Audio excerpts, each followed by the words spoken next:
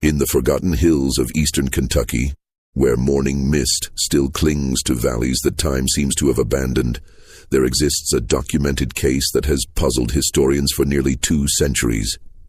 In 1834, the Reverend Ezekiel Morrison and his 9-year-old twin daughters, Rebecca and Rachel, arrived at the remote Baptist congregation of Pine Hollow, a community so isolated that maps of the era barely acknowledged its existence. What happened during their 3-day stay was meticulously recorded in the personal journal of Pastor William Phillips, a document discovered in 1987 when the old church was finally demolished. The journal entries describe events so precise, so unnaturally accurate, that modern psychologists have studied them extensively. Yet none can explain how 2 young children could possess knowledge that defied every rational explanation. The Morrison twins didn't just predict future events. They revealed secrets buried for decades, described people they'd never met, and spoke of tragedies that occurred years before their birth. But perhaps, most unsettling of all, every single detail they revealed proved to be absolutely, verifiably true. This channel isn't for everyone, only for those brave enough to confront mysteries that challenge our understanding of reality itself. Before we dive deeper into the Morrison case, make sure you're subscribed, because we're about to uncover details that most historians refuse to discuss. And tell us in the comments, what state are you listening from? Because what happened in Kentucky might have happened closer to your home than you think. The story begins not with the supernatural, but with something far more unsettling: the possibility that some human minds can access information in ways science still cannot comprehend. The Kentucky of 1834 was a land caught between wilderness and civilization, where communities like Pine Hollow existed in virtual isolation among the Cumberland foothills. This particular settlement had been established in 1818 by 3 families seeking religious freedom away from the denominational conflicts plaguing larger towns. By the time the Morrison family arrived, Pine Hollow consisted of barely 200 souls, most related by blood or marriage, all bound by the strict Baptist doctrine that governed every aspect of their daily lives. The community centered around a modest wooden church built with their own hands using timber from the surrounding hills. Pastor William Phillips, a learned man who had abandoned his comfortable life in Lexington to serve these frontier souls, maintained the only written records of births, deaths, marriages, and significant events. His meticulous nature would prove crucial in documenting what was about to unfold. Ezekiel Morrison was a familiar figure along the circuit of remote churches scattered throughout the Appalachian region. Tall and weathered, with prematurely gray hair that spoke of hardships beyond his 34 years, he traveled on foot with his daughters, carrying only a worn leather satchel containing his Bible, a few personal items, and the journal where he recorded his spiritual observations. He had been widowed for 9 years, ever since his wife Sarah died giving birth to the twins during a terrible winter storm that had isolated their cabin for weeks. The girls, Rebecca and Rachel, were striking in their identical appearance yet completely different in temperament. Rebecca, born first by mere minutes, possessed an outgoing nature that drew people to her immediately. Her smile was infectious, her laughter genuine, and she spoke with the confidence of someone far older. Rachel, quieter and more observant, seemed to exist in her sister's shadow, yet those who looked closely noticed that she often began sentences that Rebecca would finish, or answered questions directed at her sister before Rebecca had a chance to respond. What made the Morrison family particularly noteworthy among the circuit preachers was Ezekiel's reputation for bringing spiritual renewal to struggling congregations. Stories followed them from church to church, tales of backsliders returning to faith, of communities resolving long-standing conflicts, of spiritual awakenings that lasted for years after their departure. Some attributed this to Ezekiel's passionate preaching, but those who observed more carefully noticed that the real changes often began after private conversations with the twins. The journey to Pine Hollow had been particularly difficult. Late autumn rains had turned the mountain paths into treacherous mud, and Ezekiel had been forced to carry Rachel for the final 5 miles when she developed a fever. They arrived at sunset on November 15th, 1834, just as Pastor Phillips was concluding evening prayers with the handful of congregants who attended weeknight services. Phillips later wrote that his first impression of the family was one of profound weariness, not just physical but spiritual. Ezekiel's clothes were travel-stained and patched, his boots worn thin from countless miles of mountain paths. The girls clung close to their father, Rachel still pale from her fever, Rebecca's usual brightness dimmed by exhaustion. Yet something in their eyes, an alertness, an awareness that seemed inappropriate for children their age, made Phillips feel inexplicably uneasy. The congregation of Pine Hollow had extended hospitality to many traveling preachers over the years.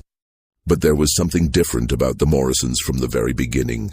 That first evening, as the family shared a simple meal with the Phillips family, Rebecca asked the pastor's wife about her garden, specifically inquiring whether the roses by the eastern fence had recovered from the blight that nearly killed them 3 summers ago. Mrs. Phillips had dropped her spoon, staring at the child in amazement. The rose blight had indeed occurred 3 years prior, devastating her prized flower garden, but it was not something she had mentioned to anyone outside the immediate community. When pressed, Rebecca simply smiled and said she had dreamed about roses while walking, and somehow knew that Mrs. Phillips grew the most beautiful ones in the county. This incident, recorded in Pastor Phillips's journal that very evening, would prove to be merely the first of many that would challenge everything the Pine Hollow community believed about the natural world.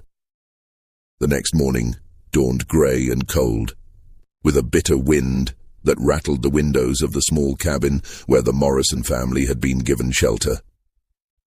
Pastor Phillips rose early, as was his custom, to prepare for the day's sermon.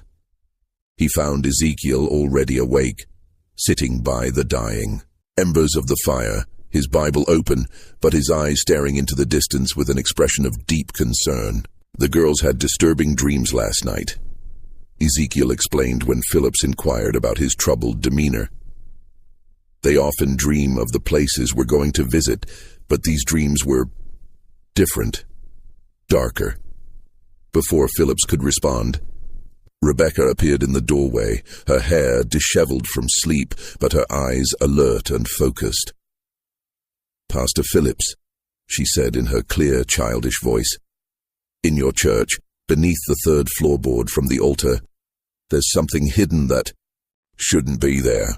Rachel dreamed about it, and I dreamed about why it's hidden." The pastor felt a chill that had nothing to do with the morning air.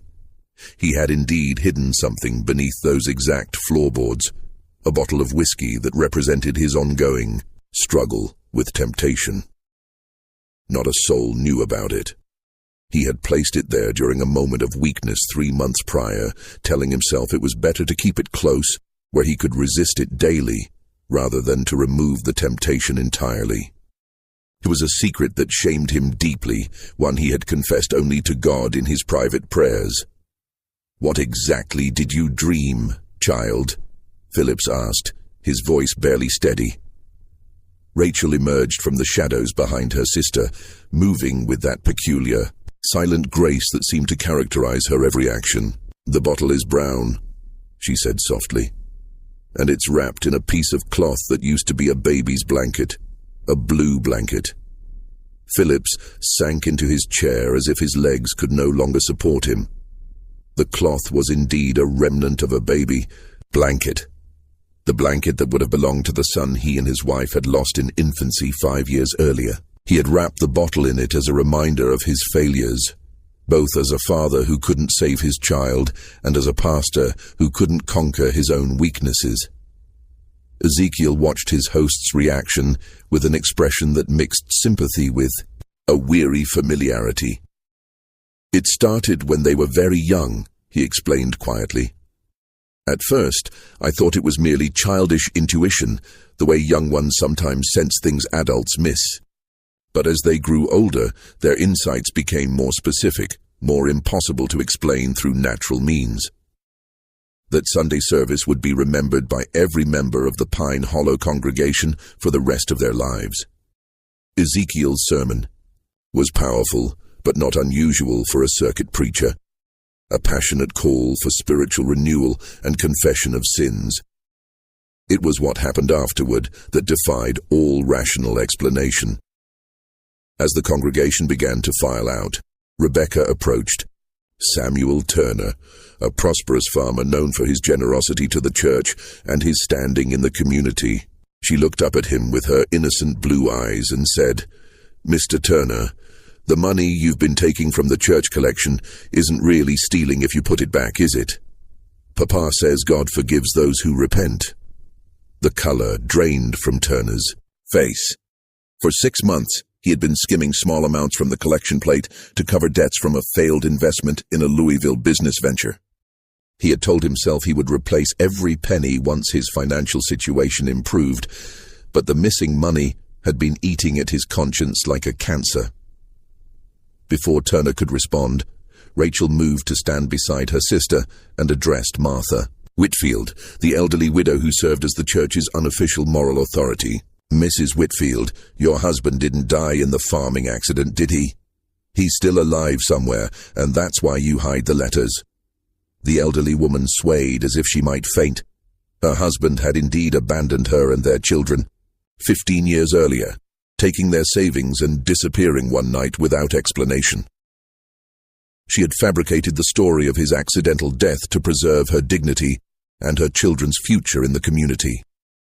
The letters, Rachel mentioned, were the occasional correspondence she received from him, pleading for forgiveness and describing his new life in Missouri. She had never spoken of them to anyone. One by one, the twins moved through the congregation, speaking quietly to various members. To Dr. Hayes, they mentioned patients who had died under his care due to his lack of proper medical training. To the Miller family, they spoke knowingly of the son they kept hidden in their attic, a young man whose simple mind made them ashamed before their neighbors. To young Thomas Brett, they described in detail his secret meetings with Elizabeth Carter, the married woman whose husband traveled frequently on business. Each revelation was delivered with childlike innocence, without judgment or malice, as if the girls were simply sharing observations about the weather. Yet the accuracy of their statements was so precise, so impossible, that the congregation stood frozen in a mixture of terror and awe. Pastor Phillips watched in horrified fascination as his orderly community was turned inside out by 2 9-year-old children who spoke of secrets that should have been known only to God. But it was Rebecca's final statement that would haunt him for the rest of his days.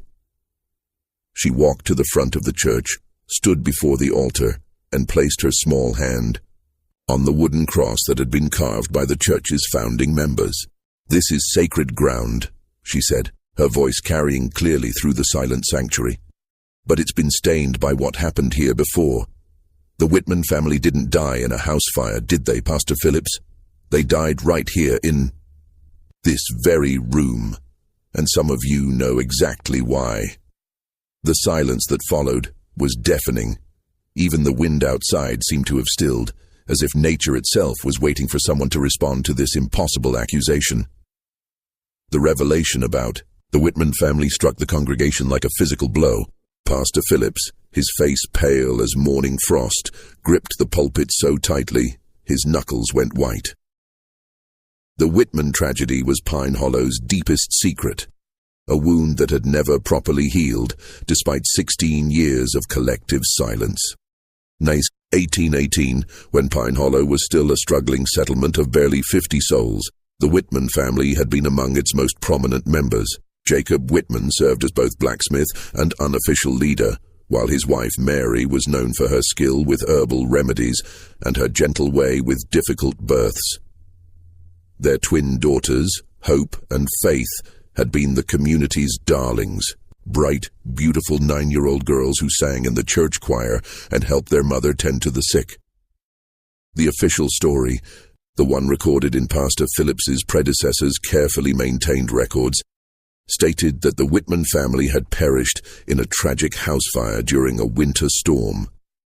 Their bodies had been found in their home's remains, and they were buried in the church cemetery with appropriate ceremony. The community mourned, rebuilt, and moved forward, as frontier communities were forced to do when tragedy struck.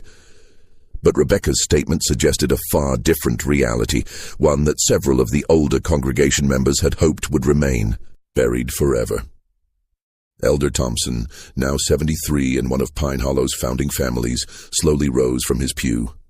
His arthritis made movement painful, but his voice carried the weight of decades when he finally spoke. "Child," he said, his words measured and careful, "you speak of things that happened before you were born, in places you've never been. How could you possibly know about what you claim to know?" Rebecca turned to face him, her blue eyes holding an unsettling maturity. "Faith Whitman had a birthmark on her left shoulder," she said quietly. "Hope had one on her right ankle. Faith always carried a wooden doll that their father carved, and Hope wore a silver locket with their mother's hair inside. When they died, Faith was wearing her blue Sunday dress, and Hope was in her nightgown because she had been ill with fever." These details, impossible for a stranger to know, sent a murmur of recognition through the older members of the congregation. Elder Thompson's wife clutched his arm, her eyes wide with recognition and fear. "The night they died," Rachel continued, her voice soft but clear, "it wasn't a house fire that killed them. They came to the church seeking sanctuary because someone was hunting them. They hid behind the altar, but they were found anyway." The church had grown so quiet that the sound of breathing seemed unnaturally loud. Pastor Phillips found himself remembering fragments of conversations he had heard over the years, whispered words that stopped when he entered a room, meaningful glances between the older members when certain topics arose, the way some families always left flowers at an unmarked spot in the cemetery. Samuel Turner, still shaken by the earlier revelation about his financial transgressions, stood up abruptly. "This is madness," he declared, though his voice lacked conviction. "These children are speaking nonsense, making up stories to frighten us. There's no way they could know such things." But even as he spoke, other details began emerging from the congregation. Mrs. Carter, Elizabeth's mother-in-law, whispered something about bloodstains that had appeared on the church floor years later. Stains that couldn't be cleaned no matter how hard they scrubbed. Old Benjamin Foster mentioned the strange sounds that sometimes echoed from the church late at night. Sounds like children crying that had been dismissed as wind through the loose boards. Dr. Hayes, despite his earlier embarrassment about his medical qualifications, found himself speaking up with clinical precision. "I've always wondered about the church's foundation," he said slowly. "When I helped repair the eastern wall 3 years ago, we found what looked like, what could have been bone fragments mixed with the original mortar. The implications of his statement hung heavy in the air. If the Whitman family had indeed died in the church, if their bodies had been secretly interred within its very foundations, then every service, every prayer, every moment of worship had taken place over their unmarked graves. Ezekiel Morrison had been standing silently throughout these revelations, his weathered face showing deep concern but no surprise. He had witnessed similar scenes in other communities, watched as his daughter's impossible knowledge unraveled, carefully maintained lies, and brought long-buried truths into the light. "Mr. Morrison," Pastor Phillips said, his voice strained, "how do your daughters know these things? What manner of gift allows them such insight?" Ezekiel was quiet for a long moment, studying the faces of the congregation before responding. "I've asked myself that question every day for years," he finally said. Their mother, Sarah, claimed to have the second sight, the ability to sense things beyond normal perception. But what the girls experience goes far beyond anything Sarah ever demonstrated. They dream of places they've never seen, speak of people they've never met, know details about events that occurred before their birth. He paused, looking at his daughters with a mixture of love and profound sadness. "At first, I believed it was a blessing, a divine gift that would help me minister to troubled souls. But over the years, I've begun to wonder if it's something else entirely. The knowledge they possess, it comes with a cost. They carry the weight of everyone's secrets, everyone's pain. They know things children should never have to know. As if summoned by their father's words, the twins moved to stand together at the front of the church. For the first time since their arrival, they looked truly like the children they were. Small, vulnerable, and overwhelmed by the adult world swirling around them. "We don't choose what we see," Rebecca said, her earlier confidence replaced by a weariness that seemed far too old for her young face. "The dreams come whether we want them or not. We see what was, what is, and sometimes what will be." Rachel nodded, her hand finding her sister's. "The Whitman sisters visit our dreams sometimes. They want people to know what really happened to them. They want someone to remember them properly." The church fell silent again, but this time it was the silence of people grappling with concepts that challenged their fundamental understanding of reality. Some faces showed skepticism, others fear, and still others a dawning hope that perhaps death was not the final ending they had always believed it to be. Pastor Phillips found himself at a crossroads that would define the rest of his ministry.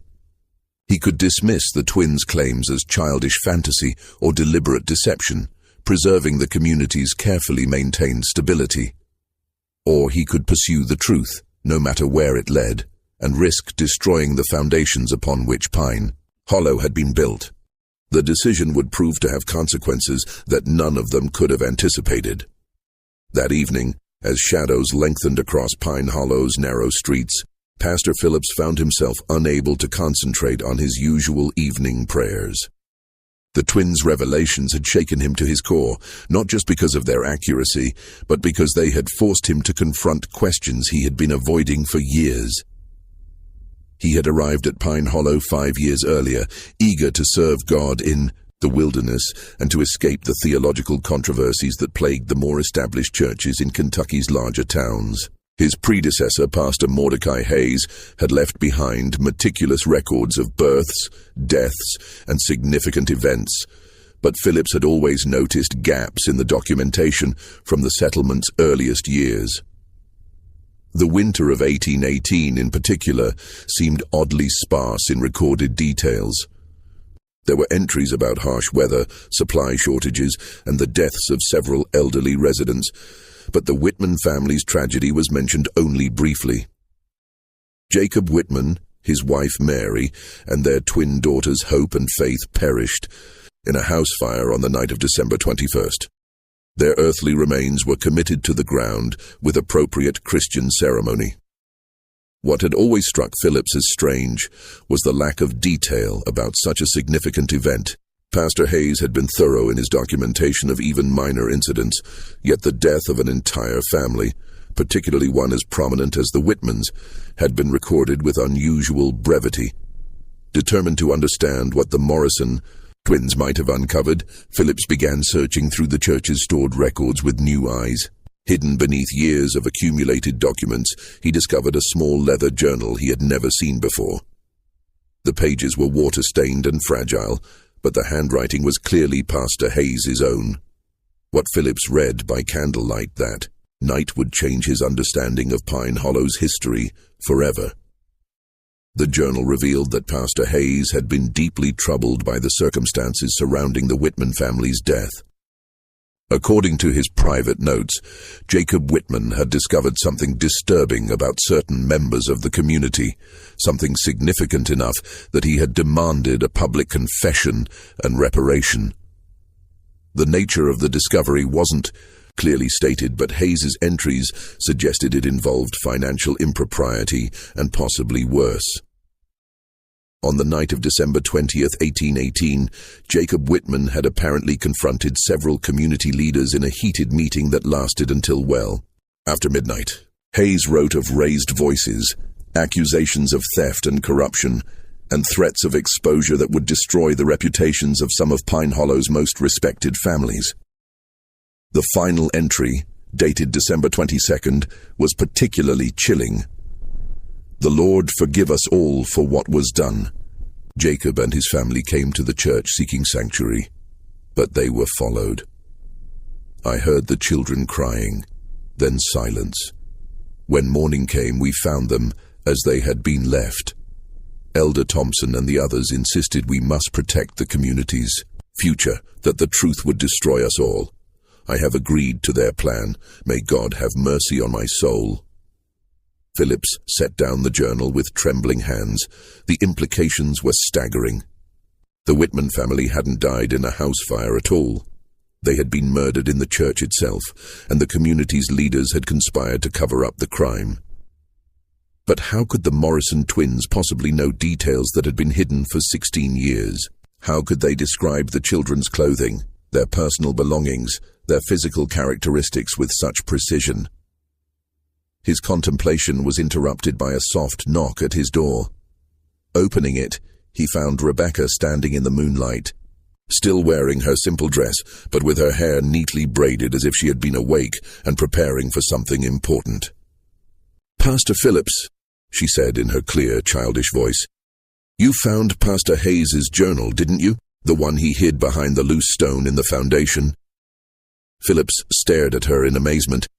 He had indeed found the journal in exactly that location, guided by a subtle draft that had led him to discover the loose stone. "How did you know where to tell me to look?" he asked. "Faith showed me in a dream," Rebecca replied matter-of-factly. "She said Pastor Hayes was a good man who was forced to do bad things. She wanted someone to know the truth." The casual way she spoke of receiving guidance from a long-dead child sent chills down Phillips's spine. "Rebecca," he said carefully, "what exactly do you see when you have these dreams?" The child's expression grew serious, and for a moment Phillips could see the burden she carried. "We see everything," she said simply. "Not just what happened, but why it happened. The men who killed the Whitman family didn't plan to hurt anyone. They just wanted Jacob to stay quiet about what he'd discovered." "What had he discovered?" Rebecca looked past him into the cabin where he could see Rachel sitting by the window staring out at the church cemetery. "The money for the church building didn't come from donations," she said. "Some of it was stolen from travelers passing through the valley. Jacob found out about it when he was asked to make horseshoes for horses that belonged to dead men." The pieces began falling into place in Philip's mind. The early years of Pine Hollow had been marked by frequent reports of travelers disappearing along the mountain paths. Officially, these disappearances had been attributed to natural dangers, bears, falls, exposure to harsh weather. But if Jacob Whitman had discovered evidence that some travelers had been deliberately murdered and robbed, the church was built with blood money, Rebecca continued, her young voice carrying a weight of understanding that should have been impossible at her age. "That's why faith and hope can't rest. Their blood was spilled on ground that was already cursed." Phillips found himself face to face with a truth more horrible than anything he had imagined. The church he had devoted himself to serving, the sanctuary where he had prayed for guidance and comfort, had been constructed with the proceeds of murder and had itself become the site of even greater violence.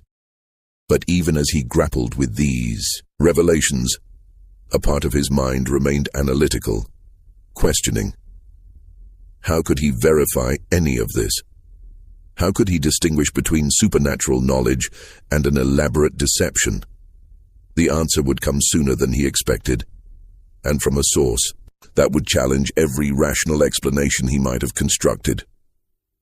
The next morning brought an unexpected visitor to Pine Hollow. As the Morrison family prepared for their departure, their planned 3-day stay having already been extended to accommodate Sunday's dramatic revelations, a lone horseman approached the settlement from the Eastern Trail. The rider was a man in his 50s, well-dressed in the manner of townfolk, with a bearing that suggested education and authority. He introduced himself to Pastor Phillips as Thomas Brennan, a solicitor from Lexington who had been searching for information about events in Pine Hollow dating back to its founding years. "I represent the estate of one Marcus Webb," Brennan explained, as he accepted Phillips's hospitality. Mr. Webb died recently in Louisville, and among his effects we found documents suggesting he had business dealings with this community in its early years. I'm attempting to trace the disposition of certain funds that may have been irregularly transferred. Phillips felt his blood chill. Marcus Webb was a name that had appeared in Pastor Hayes's secret journal, one of several travelers who had disappeared along the mountain paths in 1818 and 1819. According to Hayes's notes, Webb had been carrying a considerable sum of money intended for land purchases in Tennessee.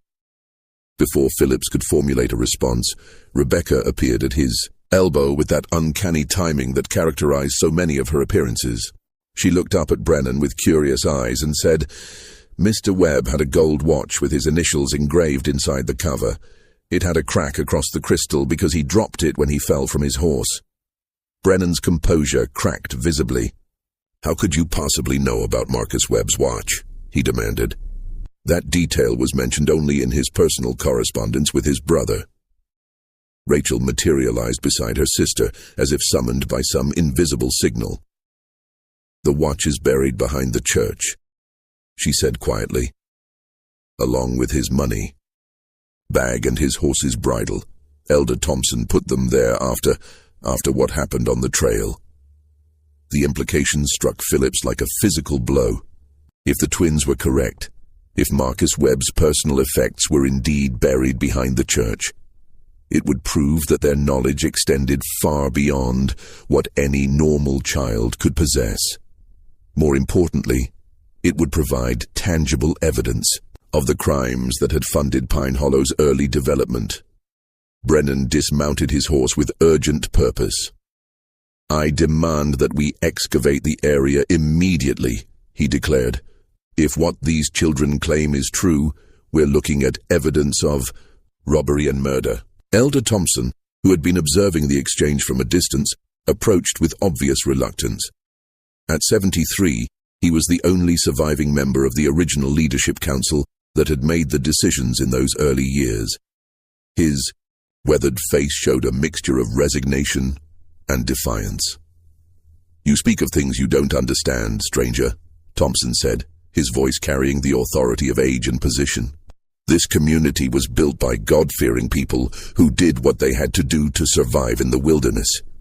Survival doesn't justify murder," Brennan replied sharply. "If these allegations are true, this entire settlement was founded on criminal acts." Rebecca looked up at Elder Thompson with those unsettling blue eyes that seemed to see far too much. "Mr. Thompson," she said gently, "the nightmares stopped coming after the first year, didn't they? You told yourself that meant God had forgiven you." Thompson's facade crumbled visibly. "Child," he whispered, "you couldn't know about, no one knows about the dreams where Marcus Webb begged you to let him go." Rachel continued, her soft voice carrying clearly in the morning air. "About how you see his face every night before you fall asleep?" The old man sank onto a nearby tree stump, as if his legs could no longer support him. "It wasn't supposed to happen," he said, his voice breaking. "We only meant to take the money. We were starving, our children were sick, and winter was coming. But Webb fought back, and then—" His confession hung in the air like smoke from a funeral pyre. Pastor Phillips realized he was witnessing the unraveling of everything he had believed about his community, his church, and his faith. Ezekiel Morrison, who had been standing silently through these revelations, finally spoke. "The truth has a way of surfacing," he said quietly. "My daughters don't choose what they reveal. They're simply conduits for information that demands to be heard." Brennan wasted no time in organizing an excavation party. Within hours, several men from the community were digging behind the church, guided by the twins' precise directions.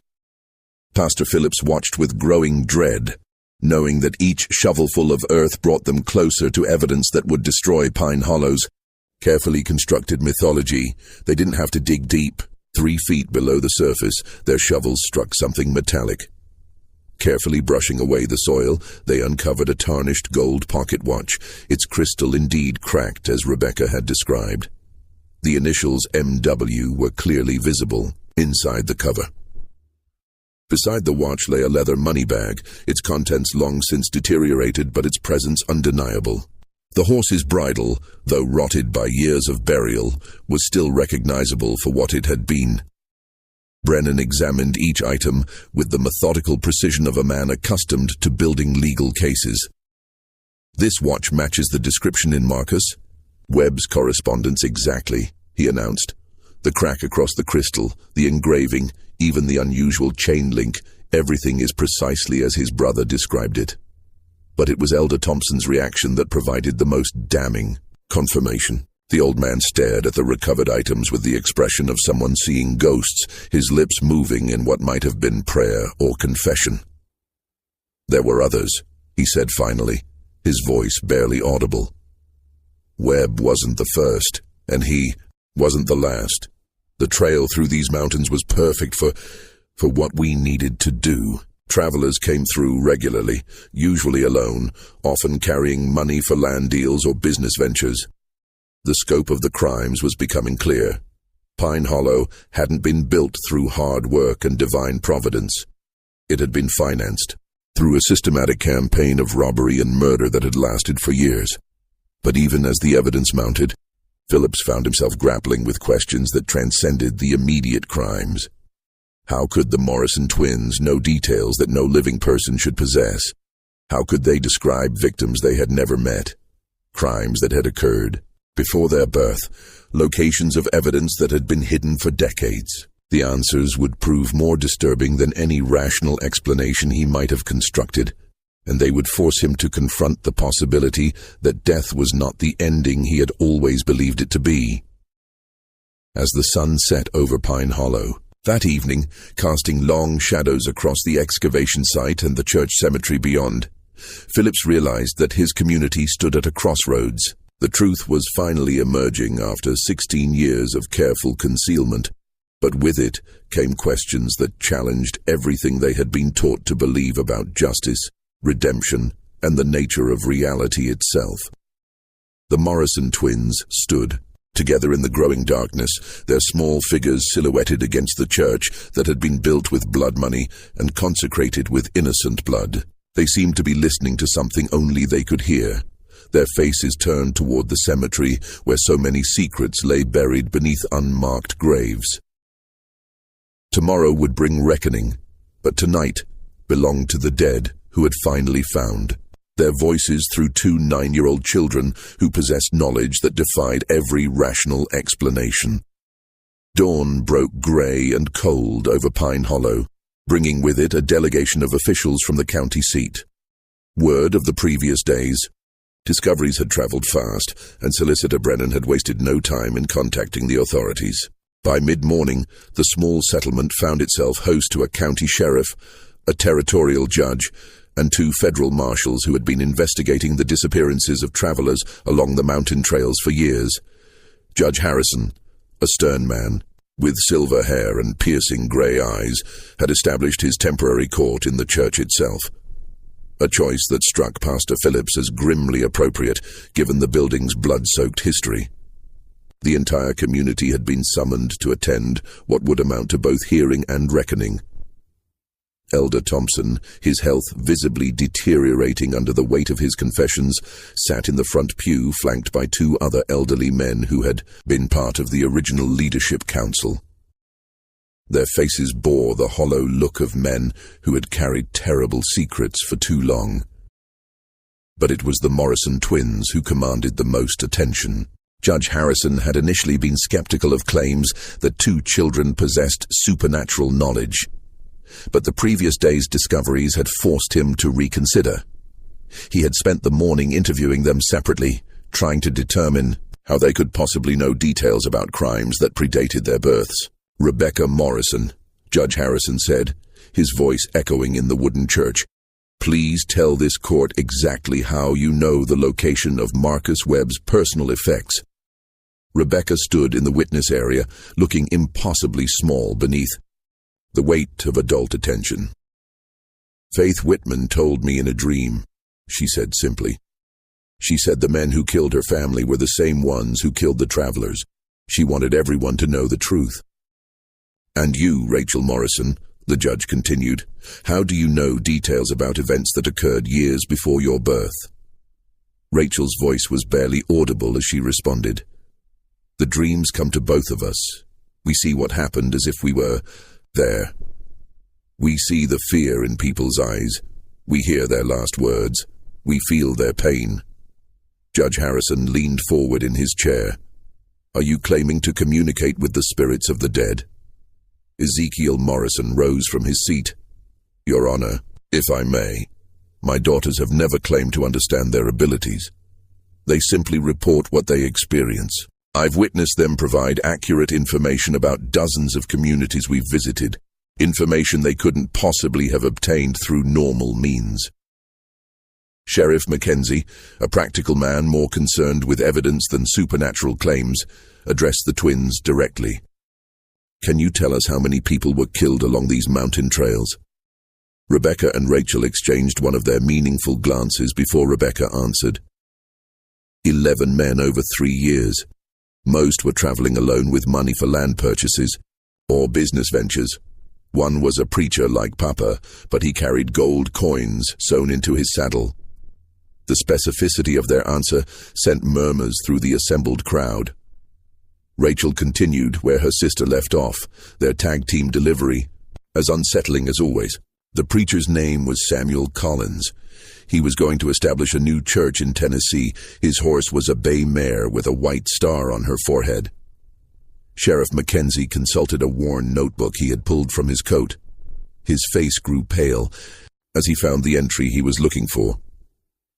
"Samuel Collins disappeared along this route in September of 1819, he confirmed. "The description of his horse matches our records exactly. But it was what happened next that would shake everyone present to their very core." Elder Thompson, his hands trembling with age and guilt, struggled to his feet. "Your Honor," he said, his voice cracking, "I can bear this burden no longer. What these children say is true, every word of it. But there's something else, something worse than the murders we committed." The church fell silent, except for the sound of wind through the loose boards and the distant cry of a hawk circling overhead. "The Whitman family," Thompson continued, tears streaming down his weathered cheeks. "They didn't just stumble upon evidence of our crimes. Jacob Whitman was my brother-in-law. I confided in him about what we were doing, thinking family loyalty would keep him quiet. But Jacob had a conscience stronger than his loyalty." Pastor Phillips felt the world tilting around him as Thompson's confession unfolded. "Jacob threatened to expose us all unless we made restitution to the families of the dead. He said he would ride to Lexington himself and report our crimes to the territorial authorities. We couldn't let that happen. Too many families depended on what we had built here." Thompson's voice dropped to a whisper. "On the night of December 21st, 1818, we followed the Whitman family to the church. Jacob had brought Mary and the twins here, thinking sacred ground would protect them. But we were desperate men with everything to lose." Rebecca had grown very still during Thompson's confession, her young face pale but determined. "Tell them about the babies," she said quietly. Thompson's composure cracked completely. "Dear God," he sobbed, "how could you know about the babies?" "Judge." Harrison leaned forward intently. "What babies? Explain yourself, man." "Mary Whitman was with child when we killed her," Thompson said, the words seeming to tear from his throat. 8 months along with twins. The doctor said they might have lived if we had gotten help instead of—" He couldn't finish the sentence. Rachel stepped forward, her soft voice carrying clearly through the stunned silence. "That's why we can see everything so clearly. Faith and Hope Whitman weren't the only children who died that night. They're unborn. Sisters died with them. 4 souls crying out for justice." The theological implications of Rachel's statement sent shockwaves through the assembled crowd.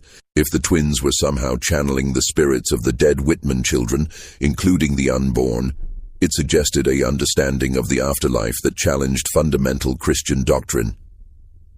Dr. Hayes, the community's unofficial physician, found his voice. I assisted with the burial, he said slowly. We found evidence of the pregnancy, but we told ourselves the babies had been too young to have souls, that they wouldn't need proper burial rites. Every soul matters to God, Ezekiel, Morrison said firmly. Every life, no matter how brief, has eternal significance. But Judge Harrison was more concerned with earthly justice than theological debate. Mr. Thompson, are you confessing to the murder of Jacob Whitman, his wife Mary, their twin daughters, and 2 unborn children? I am, Thompson replied, his voice hollow with despair. And to the murders of 11 travelers who trusted us with their lives. We are all guilty, myself, Samuel Bradford, and Marcus Perry. We planned it together, we carried it out together, and we've hidden it together for 16 years.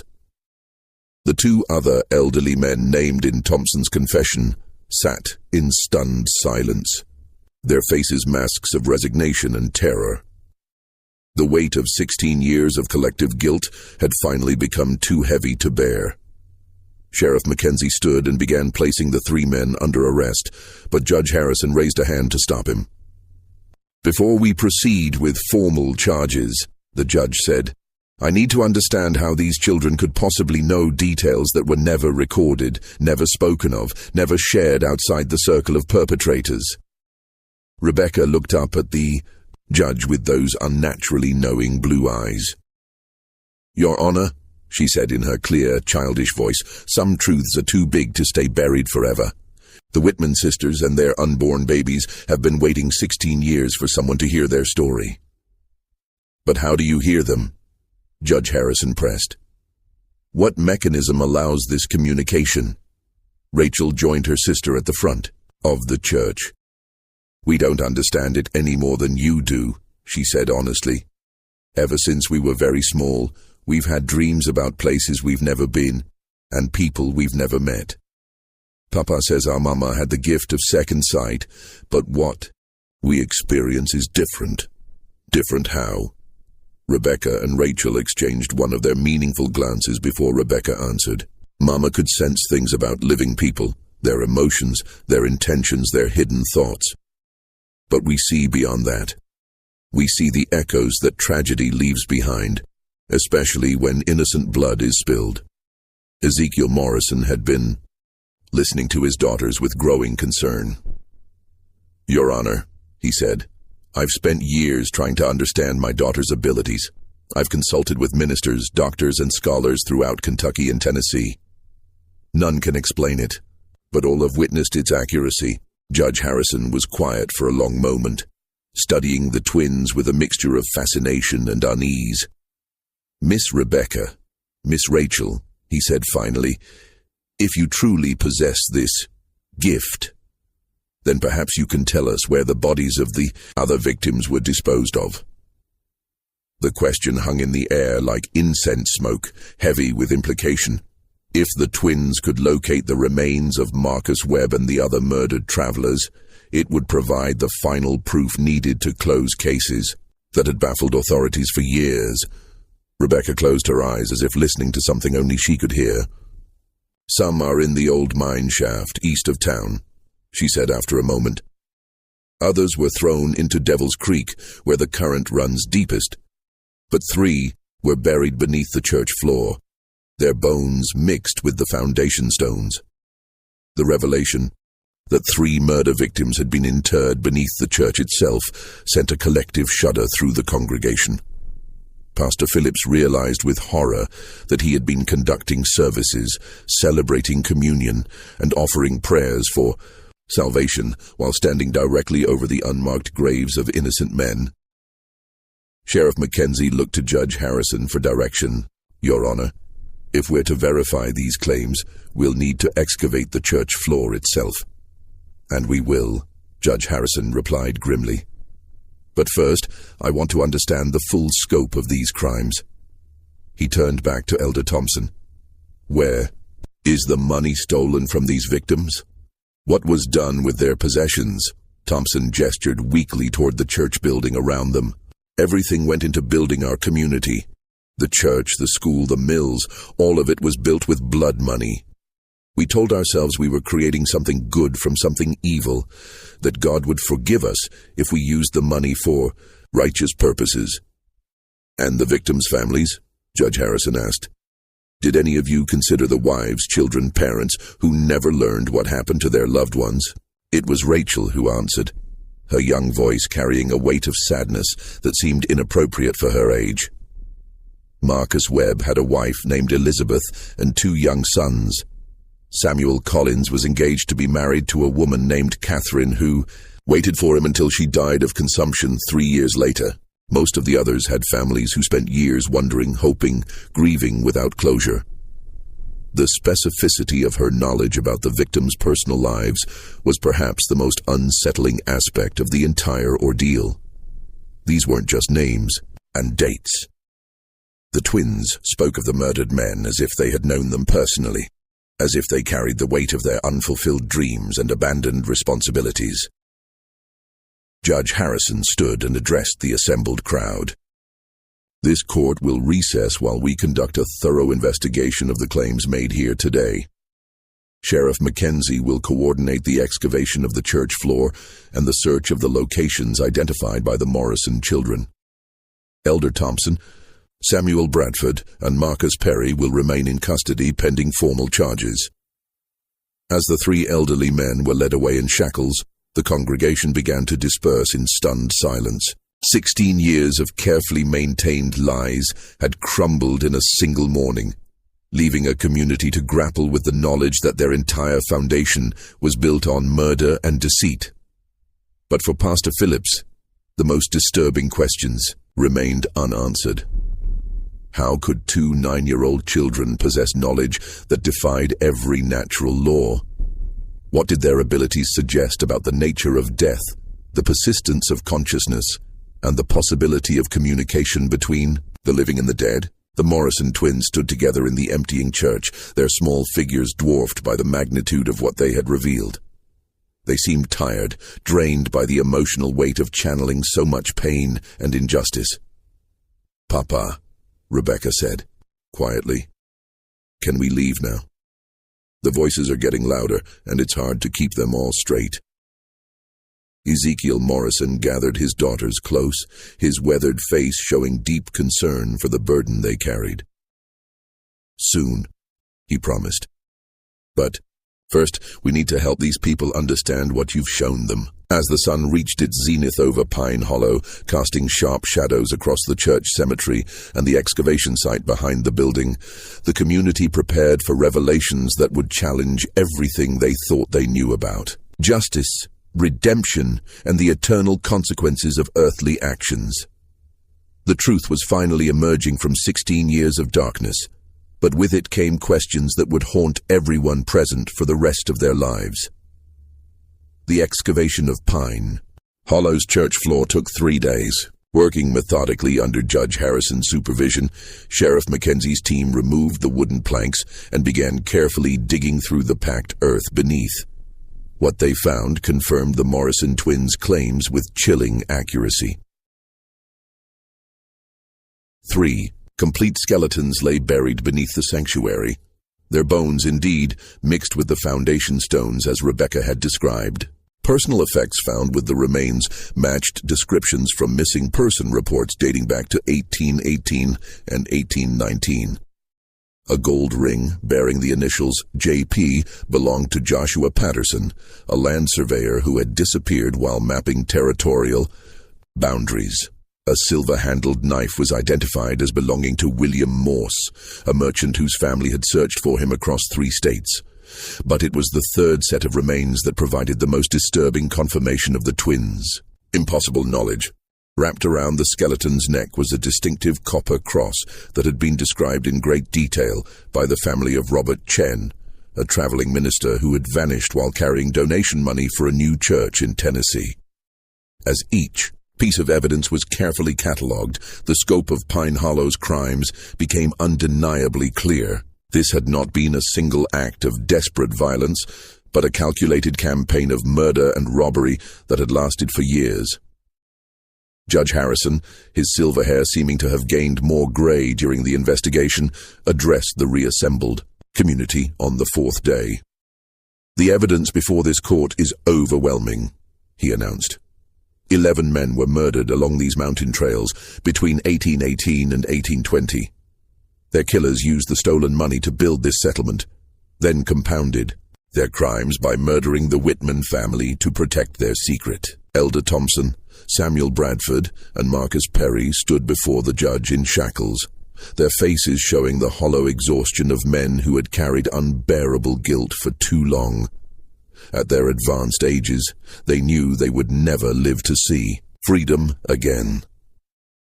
"The most disturbing aspect of these crimes," Judge Harrison continued, "is not their brutality, but their calculated nature. These men didn't kill in passion or desperation. They created a systematic method for identifying and murdering travelers, then used their victims' money to build what they presented as a godly community." Pastor Phillips listened to the judge's words with a growing sense of spiritual crisis. Everything he had devoted himself to serving, the church, the community, the shared faith that bound them together, had been built on a foundation of innocent blood. How could he continue to minister in a place so thoroughly corrupted by evil? But it was the Morrison twins who provided the most profound insight into the spiritual implications of Pine Hollow's crimes.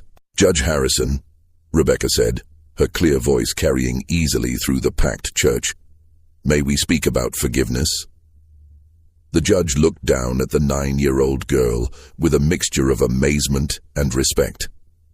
After 3 days of witnessing, her impossible knowledge proved accurate in every detail. He had learned to listen carefully to anything she said. "Of course, child. What would you like to say?" Rebecca and Rachel moved to stand together at the front of the church, beneath the wooden cross that had presided over 16 years of collective deception. "The Whitman sisters want everyone to know that they forgive the men who killed them," Rebecca said. "They understand that fear makes people do terrible things."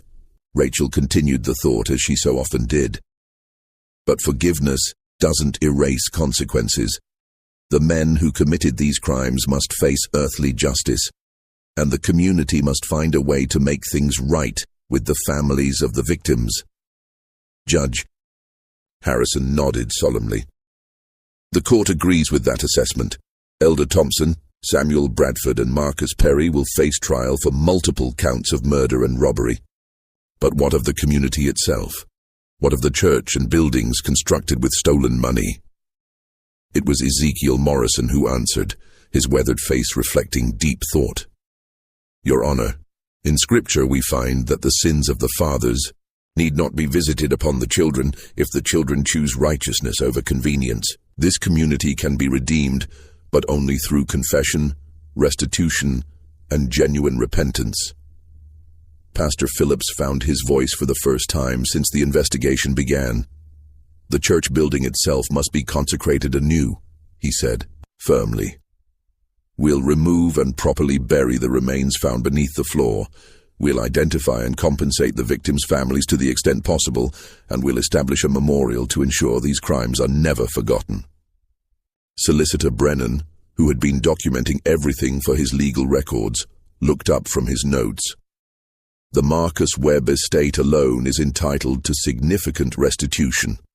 His brother has authorized me to pursue full recovery of the stolen funds, plus damages for 16 years of family anguish." Elder Thompson, despite his shackles and failing health, managed to speak. "The money is gone," he said quietly. "Spent over the years on community improvements, individual family needs, church maintenance. We have nothing left to give." "Then the community itself bears responsibility," Judge Harrison declared. "The buildings constructed with stolen money will be sold, the proceeds distributed to victims' families as partial restitution. Pine Hollow will effectively cease to exist as a settlement." The implications of the judge's decision struck the assembled crowd like a physical blow. Families who had spent 16 years building lives in Pine Hollow would lose their homes, their church, their entire community structure. Children would be uprooted, elderly residents displaced, a generation of stability destroyed by the crimes of their leaders. But it was Rebecca Morrison who provided the most chilling final revelation. "Judge Harrison," she said, her young voice carrying an authority that seemed impossible at her age, "there's something else you need to know about Pine Hollow. The crimes didn't stop in 1820. The church fell silent except for the sound of wind through the loose boards and the distant thunder of an approaching storm." "What do you mean, child?" Judge Harrison asked, though his tone suggested he wasn't sure he wanted to know the answer. Rachel stepped forward to stand beside her sister. "The mine shaft where some of the bodies were thrown, it's not just a place where old crimes were hidden. People are still disappearing along these mountain trails." Sheriff Mackenzie straightened in his chair. "Are you saying these murders have continued?" "Not the same people," Rebecca clarified. "Most of the original killers are too old now, but others learned from their example. The techniques, the locations, the methods of disposing of evidence. Knowledge like that doesn't die with its creators." The implications of her statement sent shockwaves through the assembled crowd. If the twins were correct, Pine Hollow's crimes had spawned a tradition of violence that had persisted for decades, claiming additional victims whose disappearances had been attributed to natural dangers. Judge Harrison rose from his chair, his face grim with determination. "Sheriff Mackenzie, we'll need to expand our investigation immediately. If there are more recent crimes connected to this location, we must uncover them all." As the legal proceedings continued around them, the Morrison twins stood quietly together. Their impossible burden finally lifted after 3 days of revelation and testimony. They had served as voices for the dead, conduits for justice denied, instruments of truth that could no longer be suppressed. Ezekiel Morrison gathered his daughters close, his weathered face showing deep relief mixed with concern for what lay ahead. "Are you ready to leave this place?"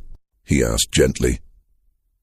Rebecca looked around the church one final time, her blue eyes taking in the wooden walls, the simple cross, the faces of people whose lives had been forever changed by her testimony.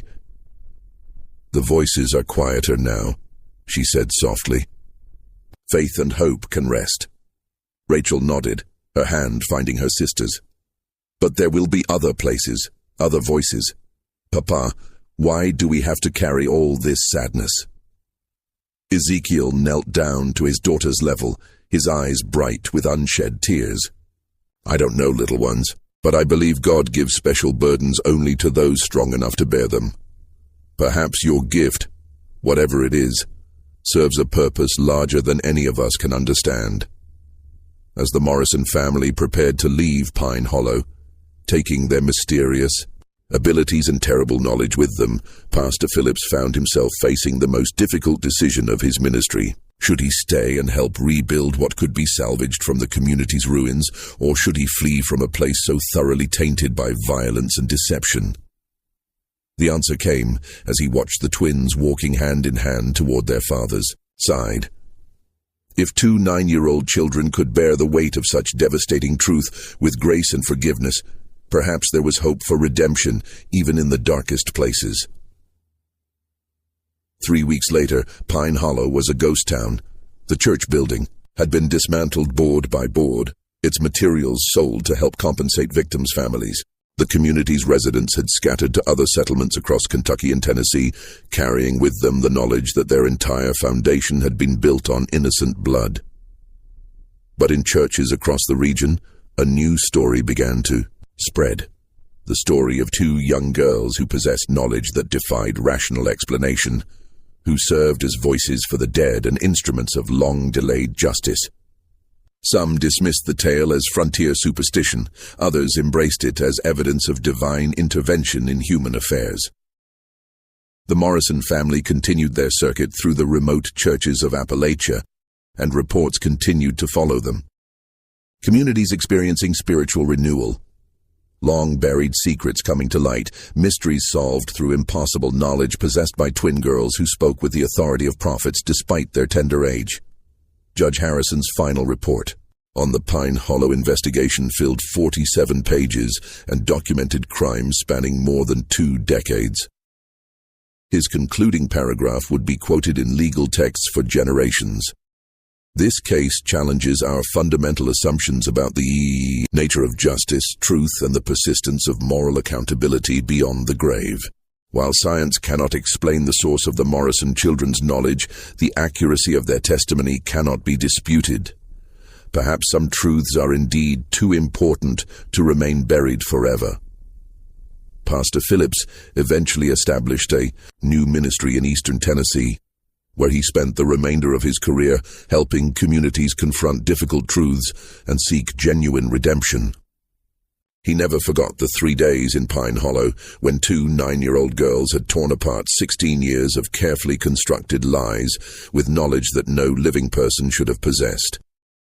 The mystery of Rebecca and Rachel Morrison's abilities was never solved. Medical experts of the era had no framework for understanding their impossible knowledge, and religious authorities were divided on whether their gifts represented divine blessing or something far more complex. What remains undisputed is the historical record of their accuracy. Every detail they revealed about Pine Hollow's crimes proved correct. Every location they identified yielded the evidence they claimed would be found. Every secret they exposed was verified through independent investigation. But perhaps the most unsettling aspect of their story is not what they revealed about the past, but what they suggested about the nature of justice itself. If the dead truly cannot rest while their murders remain hidden, if innocence possesses some power to transcend death and demand accountability, then perhaps our understanding of moral consequence extends far beyond the boundaries of earthly life. The Morrison twins vanished from historical records sometime in the 1840s, their fate as mysterious as their abilities. Some say they continued their father's ministry until their own deaths, serving as instruments of truth in communities across the American frontier. Others believe they eventually learned to suppress their terrible gift and lived quiet, normal lives far from the circuit churches where their reputation had been established. But in the remote corners of Appalachia, in settlements where old secrets still fester and ancient crimes remain unpunished, travelers sometimes report encountering twin sisters who possess knowledge no living person should have. They speak of the dead with casual familiarity, reveal truths that have been buried for generations, and remind the guilty that some forms of justice transcend the limitations of mortal law. Whether these encounters represent the same Morrison twins, their spiritual legacy, or something else entirely, remains a mystery that science cannot solve and faith cannot fully explain. What we know with certainty is that truth, like energy, can neither be created nor destroyed, only transformed from one state to another. And sometimes, just sometimes, it finds voices willing to speak for those who can no longer speak for themselves. The files on the Pine Hollow investigation remain in the Kentucky State Archives, available to researchers who wish to verify the extraordinary claims made in this account.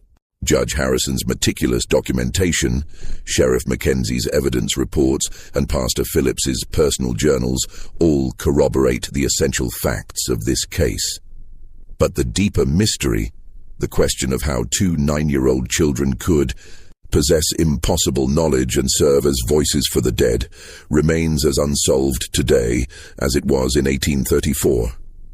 Some truths, it seems, are destined to remain beyond the reach of human understanding, dwelling in that shadowland between faith and reason, where the most profound mysteries of existence continue to elude our grasp. Do you believe the Morrison twins truly communicated with the spirits of murder victims? Do you think their knowledge could be explained through natural means we simply don't understand?